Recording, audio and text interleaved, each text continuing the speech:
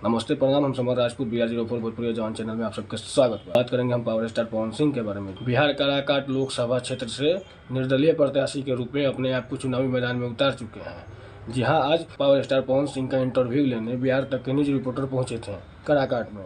वहां पर मीडिया ने सवाल किया पवन सिंह से कि उपेंद्र कुशवाहा के बारे में क्या कहेंगे। इस पर पवन सिंह का जवाब आया और सीधा सपाटा ही आया और एक ही जवाब आया, सुनिएगा। ध्यान न देव विकास के काम पर तो कबले जिताई जनता तहरा के मोदी जी के नाम पर।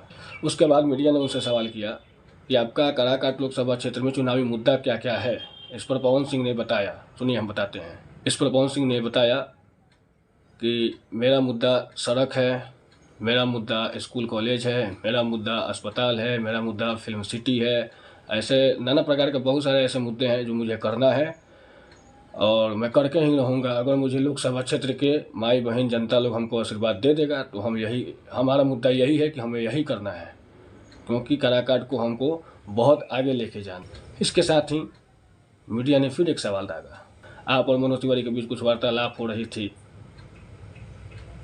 इस पर क्या कहिएगा आप। इस पर पवन सिंह का रिप्लाई आता है कि मनोज तिवारी हमारे बड़े भाई हैं, मैं उनका सम्मान करता हूं, और रहा सवाल वापसी करने का, बैक जाने का, तो ये कभी हो ही नहीं सकता है, क्योंकि माँ ने मुझे आशीर्वाद दे के काराकाट के लिए भेज दिया और काराकाट की जनता मेरी जनता है, तो मैं बैक हो जाऊँ ऐसा हो ही नहीं सकता है। मैं काराकाट में ही रहूँगा और काराकाट से ही चुनाव लड़ूंगा।